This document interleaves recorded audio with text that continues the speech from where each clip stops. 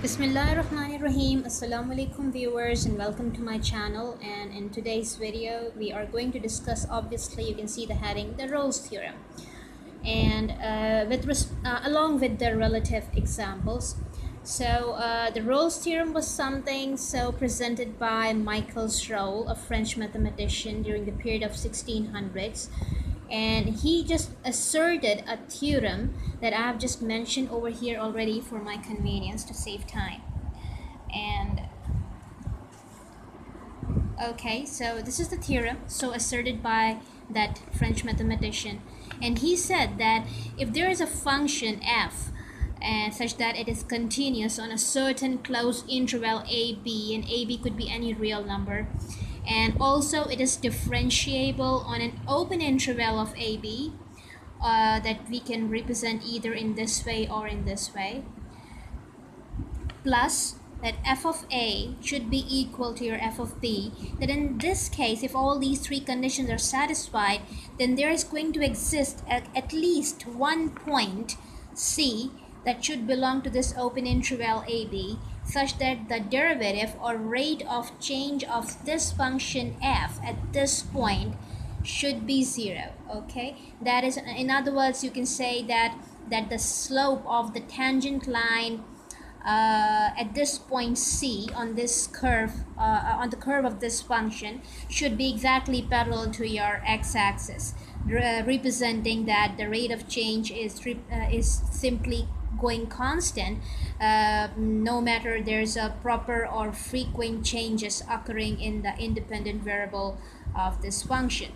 And this is something that you call the concept of differentiability, or the derivative of a function, that I have exhaustively explained in my previous video, tangent line and derivatives, and the link is mentioned in the description box. You can refer over there for your acquaintance if you want to. So you see, these are the three mandatory conditions presented in the Rolle's theorem. So if these three conditions are satisfied, then you are going to experience certain point C belonging to this open interval, such that the derivative of a function at this point should be 0. So they have mentioned that there should be at least one point. It means there could be more than one point over which the derivative of a certain function should be 0, or the rate of change is going to be constant.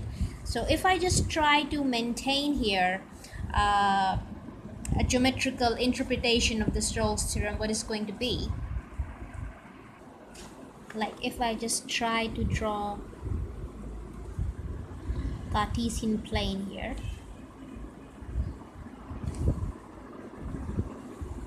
okay, it's quite freehand, but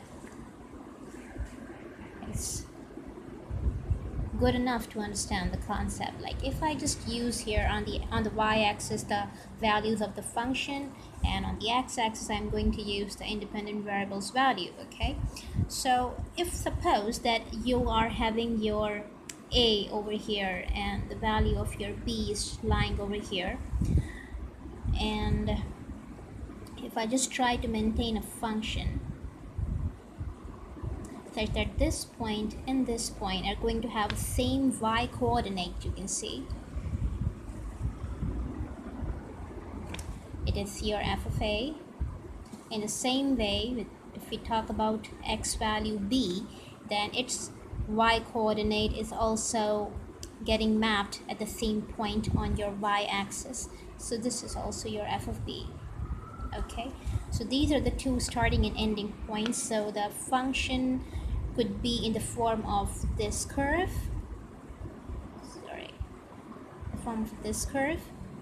okay. Also it could be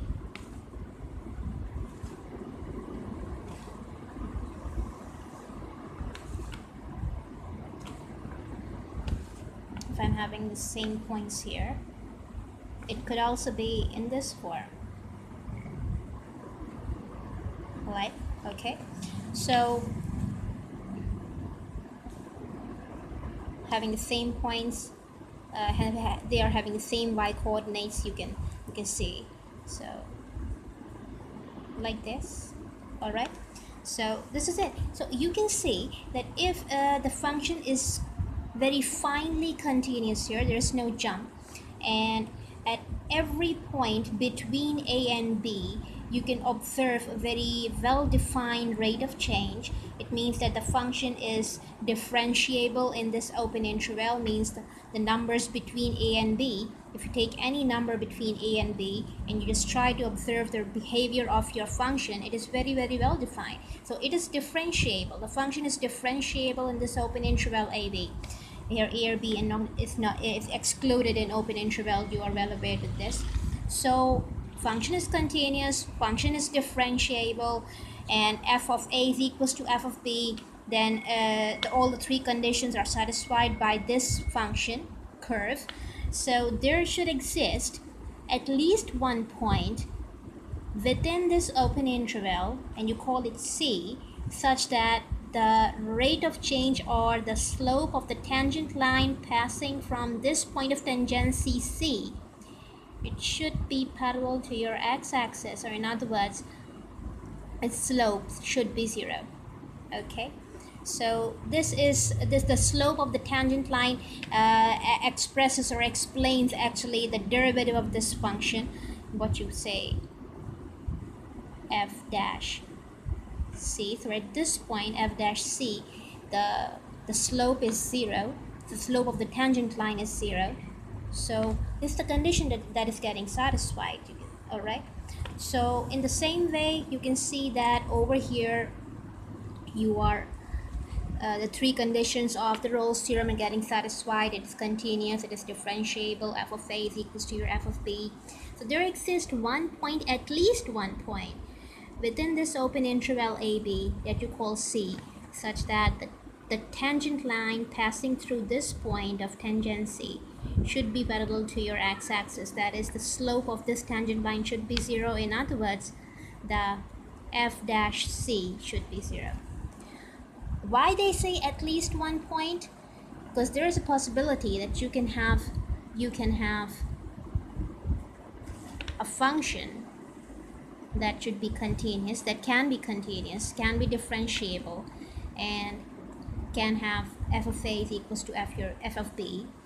So it could look like this. I mean, it could appear like this, something like this. Okay, so you can see that your f of A is equal to your f of B.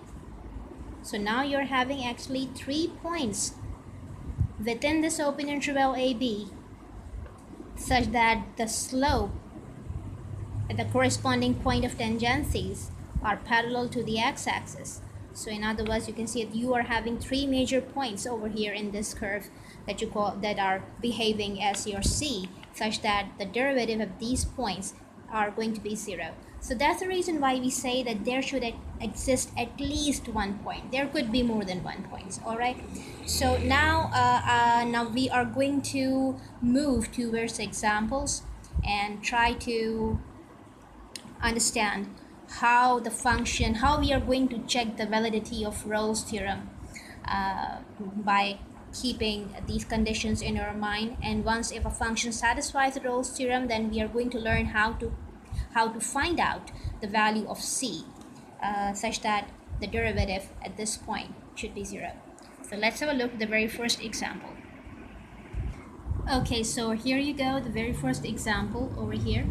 This is a function that is given to us, and the interval so assigned is going from -3 to 0. This is the closed interval, and we are asked that we have to check the validity of Rolle's theorem, whether this function is satisfying the Rolle's theorem 3 conditions or not, and if yes, then we have to find out the value of the C. Okay, so first of all, what we have to do, we have to check the very first thing, that is the continuity of this function within the closed interval, which is assigned over here, which is this.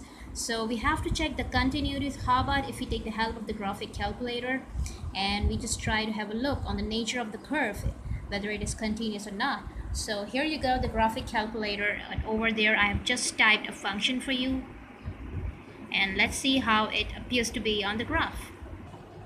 So you can see here my graphic calculator, and over here I have simply typed this function that you can see. And once when I type this function, I just got the graph of this type. Okay, I've just maintained the range of my x-axis from -5 to +5, and that of your y-axis from -10 to +10.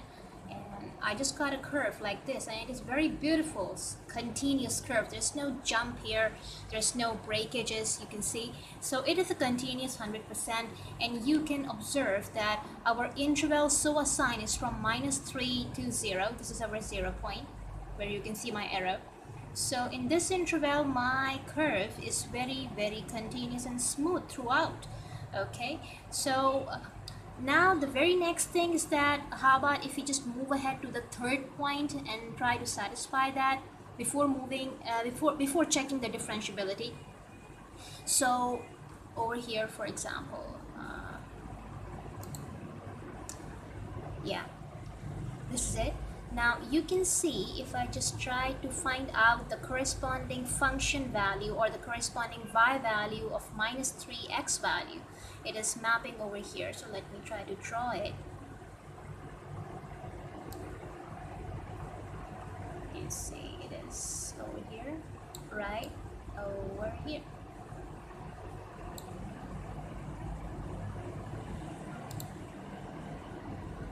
It is getting mapped on 0, you can see. At this point, it's actually your 0. And in the same way, this is your 0 point. And it is having also the y coordinate 0.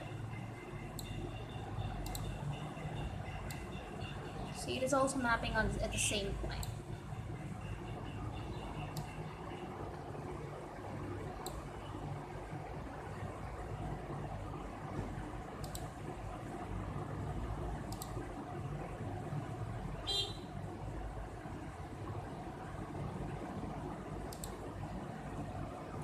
So anyway, so you can see that your f of -3 is 0 and f of 0 is also 0. So for x value 0, the corresponding function value is also mapping to the 0, and for the x value -3, the corresponding function value is also mapping to the 0.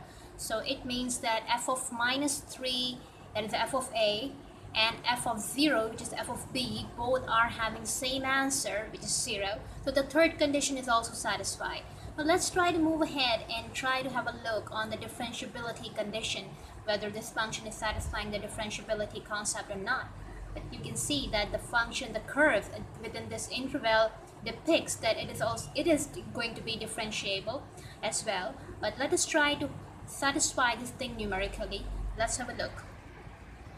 So before moving ahead to the third condition, I think I should satisfy my third condition numerically as well. So you see, this is my f of -3, which is my f of a, and I'm going to substitute my x value -3 over here in the definition.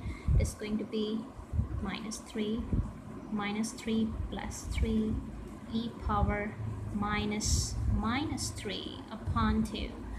It is going to be -3, this is my 0, this gets cancelled, becomes 0, e power 3 by 2. So this whole thing on multiplication gives me 0, as we have shown, as we have seen in the graph as well. So now this is my b, so f of b is equal to 0 times 0 plus 3 e power 0 by 2. So as 0 is a neutral integer, so in the next step I'm going to write just 0 power on my Euler number. So this is my 0 answer. So okay, so this thing tells that your f of a is equal to your f of b, which is this. So third condition is satisfied. First and the third condition is satisfied. Now let's have a look at the differentiability on an open interval -3 and 0. So in order to check the differentiability, we are going to differentiate both sides of this function with respect to the original variable x. So let's have a look how it looks, how it appears to be. So let us, what we have to do, we have to differentiate, as I told you, both sides with respect to over x. So I've just written over here. So now, let us now apply the differential operator at both sides. And for my convenience, I have just multiplied this x with this x plus 3, and it's going to be x squared plus 3x and e power minus x by 2. Now I'm having two functions, a polynomial and an exponential, and the product of these two functions is giving me f of x actually. So I'm going to use the formula of u into v, which is actually this. Just writing the reference. If I'm having a function which is actually the product of two functions, then in order to take out the derivative, I'm going to use the formula which is this. Okay, so suppose that this is my u function and this is my v function. All right, so let us now apply. This is my f dash x, and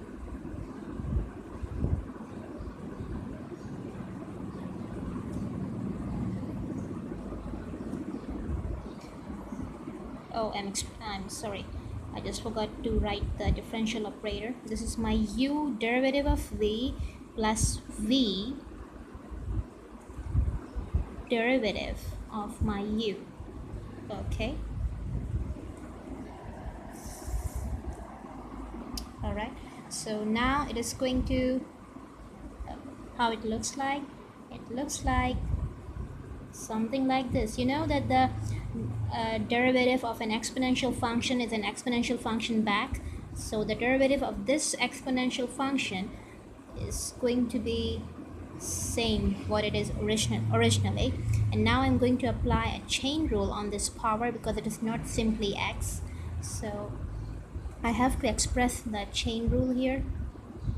You can observe that minus 1 upon 2 is a constant number, so I'm going to write it outside the bracket. So what is left only is the x over which I have to apply the derivative, so it simply comes out to be 1.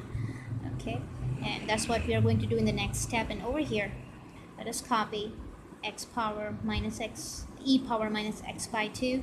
The derivative of my x squared comes out to be 2x, and the derivative of my 3x comes out to be 3. So this is simply the preliminary of the differentiability. And I'm going to write this minus half outside. X squared plus 3x e power minus x by 2, and the derivative of x is 1, and that's it. Okay, so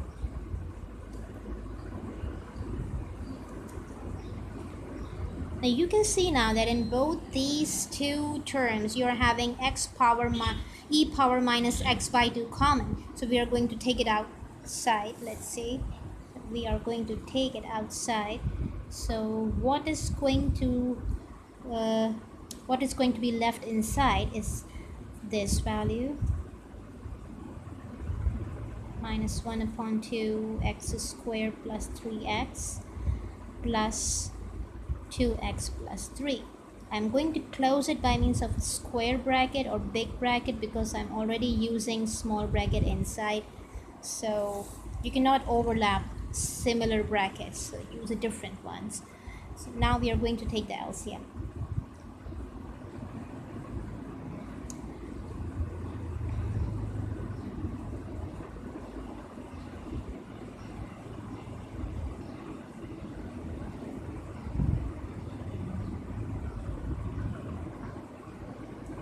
Oh, my pen is finished. I have to check out the new one, so give me a break. Okay, so now I'm going to write this denominator 2 outside for my, just to beautify my work, and it's this. Now what is left inside is minus x squared minus 3x plus 4x plus 6.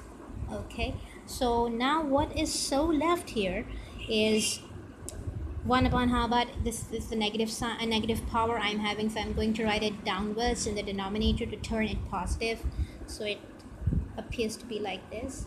And now I'm having minus x squared plus x plus 6 plus x plus 6.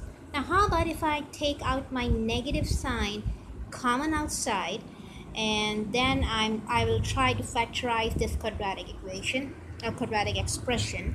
So let me use a different page now. So once when I took negative sign common outside, I'm having the quadratic expression of this type. And let's try to factorize if it is possible for me using midterm breaking strategy. So there's 6 into 1. I just multiplied my constant with the coefficient of the highest power variable. It is 6. So the what you say that the factors of your 6 are 1, 6, 2, 3. These are the possible factors of this factor on subtraction, giving you the coefficient of the middle term, that is 1. Okay, so I can write it like this: x squared minus 3x plus 2x minus 6. Now very frequently I'm going to get my factors, and you're getting quite close. The common factor, let us try to take out common from the first two terms. It becomes x minus 3, and from here I'm having 2 common. What is left is x minus 3. So the factors of this quadratic expression is x plus 2 and x minus 3 respectively.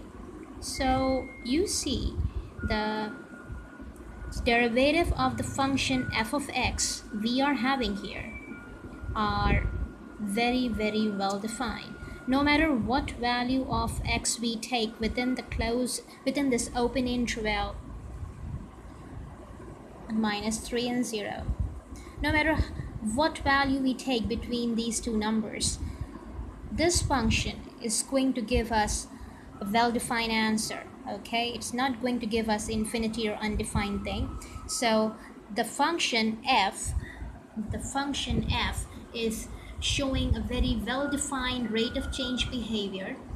So it is therefore differentiable within the open interval minus 3, 0.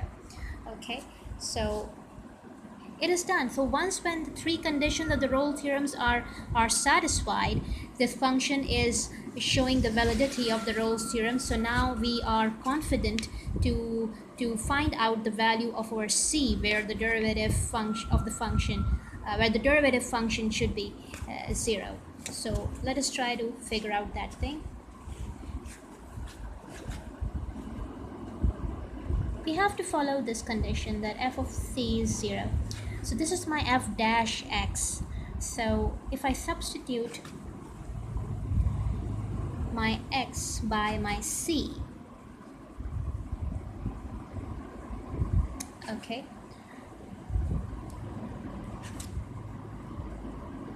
and equate it to 0, I'm going to get the answers of my c.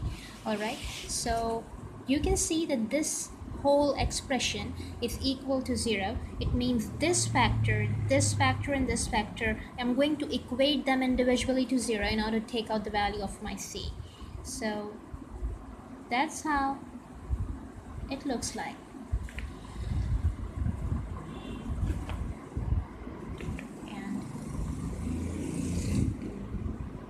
Alright, so once when I try to solve this thing, I'm getting c is equals to 3.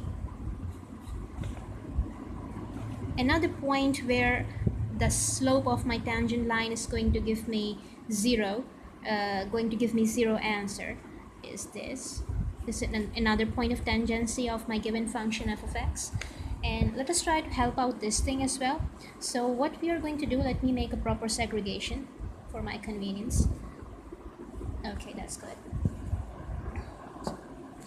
So how about if I just move this half on the other side of equality? It becomes vanished once get multiplied with 0. So what is left now is 1 upon e power c by 2 is equal to 0. So I can interpret it like this as well.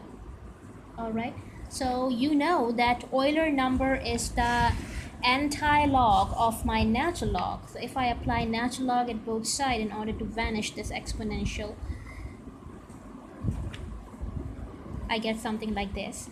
And I can apply here the formula of your ln xn, which is equal to n ln x. So here suppose that this is your n and this is your x, so I can interpret it like this: c upon 2 ln e equals to ln of 0 is 1, okay, and ln e is also 1. So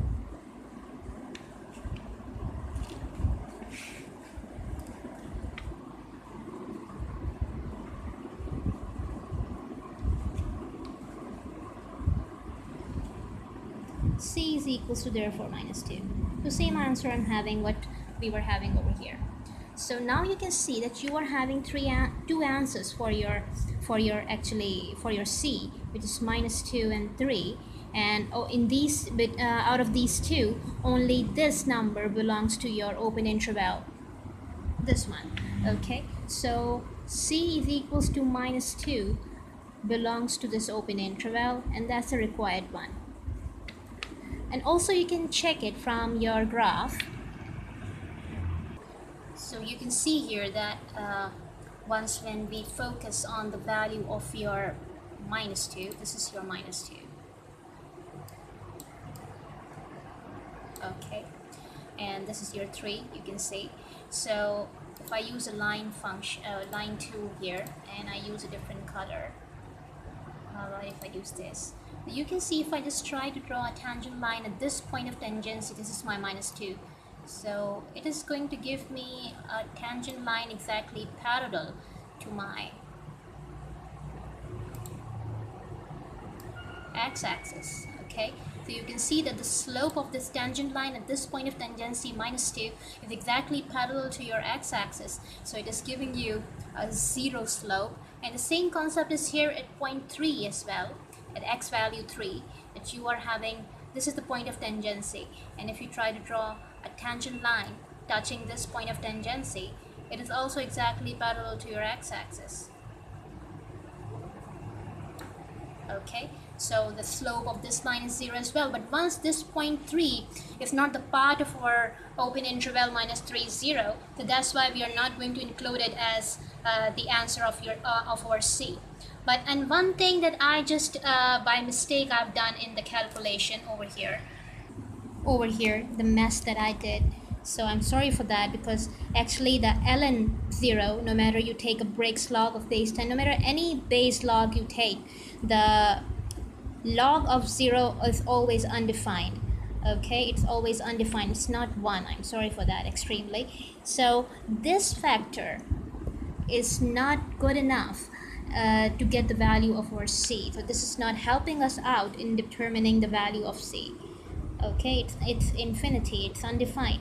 So that's why we are not going to use this factor to determine the value of C. We simply move it on the other side of our 0 and we'll vanish it. And these two factors we are going to help us in determining the value of C, and that's what we have graphically understood this as well. So this is one example helping us to get the concept of Rolle's theorem. Let's have a look to one more example. Okay, so this is the second example. This is the function given to us. We have to check the validity within this interval. So let's try to see the continuity of this function with the help of a graph. So I have just maintained a graphic calculator for you. Let's have a look to the graph of this function. Okay, so you can see that I have just managed here this function 1 minus x power 2 by 3. Okay, and the graph is this, and it is entirely a continuous function. So our interval is from -1 to 1, and within this interval it is showing a very smooth continuity. You can see there's no jump, no breakages. So this is a continuous function within this interval. And also you can observe that at -1 the value of x is 0, and at the value x equals to +1, the values the corresponding y coordinate is also 0, just like your -1. So f of a is equals to f of b. Third condition is also satisfied. Now let us try to have a look whether the differentiability concept is satisfied here or not, the second condition. So let's see. So though we have checked from the calculator that the f of minus 1 is equal to your f of 1. Both are having the same value, 0 here for the y coordinate. Let us try to check numerically as well the third condition, that f of minus 1 is equal to 1 minus, I can interpret this x power minus 2 as my cube root of x squared, okay, because it is actually x squared power 1 by 3, and 1 by 3 is the actually the cube root power. So I just substitute my minus 1 squared. It's going to be 1 minus cube root of my 1. No matter what power you're having on 1, the answer always comes 1. So that's how the 0 comes. And similarly for your 1, you are going to do the same process.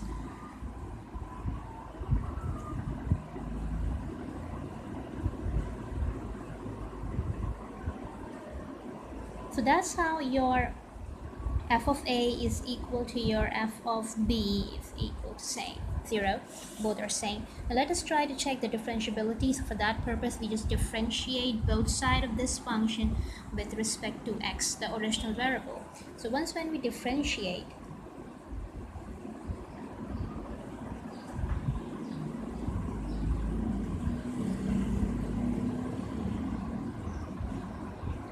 so we are going to apply the differential operator on both these terms. So the derivative of a constant number is 0. You know that the constant behavior has 0 rate of change, and the derivative of this x power 2 by 3, we are going to use the formula of x power n, which is nxn minus 1. All right. So once when you take out the LCM, it comes out to be minus 2 by 3 x 2 minus 3 upon 2. So your f dash x, or derivative of the function, is minus 2 by 3 x power minus 1 upon 2. Alright. Oh, I'm sorry, it's minus 1 upon 3. Sorry for that. So it's 1 upon 3. So once the power is negative, you can bring it to the denominator, turn it positive. Okay, so this is it. Now you can see that the interval through which we have to check its differentiability is this. And within this interval, there is a number 0 also existing, so that if I just try to check the differentiability of my function at this point 0, which is the part of this open interval, you will see that my derivative is undefined over here. It is going to be infinity or undefined. So once when my rate of change is undefined at least one point in this open interval, I'm going to say that my function is not differentiable within this open interval. In order to be recognized as a differentiable function within this open interval, it has to be differentiable on all the infinite numbers which are present within these two numbers, minus 1 and 1. So once the 0 is not satisfying the derivative of this function, so that's why we say that f of x, the given function, this is not differentiable within this open interval, and so this function is not satisfying the Rolle's theorem, and that's why we are not going to therefore we are not going to find out the value of c as well. So therefore we say that it is not necessary that all the functions should satisfy the Rolle's theorem. There are several functions which do, and there are several functions which do not satisfy. So that's all for today. If you find this video helpful, I humbly request you to subscribe my channel and hit on the like, and also hit on the bell icon so that you can get the latest notifications, and try to share this video, and don't forget to put down your feedback. See you then in the next video, dealing with the mean value theorem very soon. Take good care of yourself. Allah Hafiz.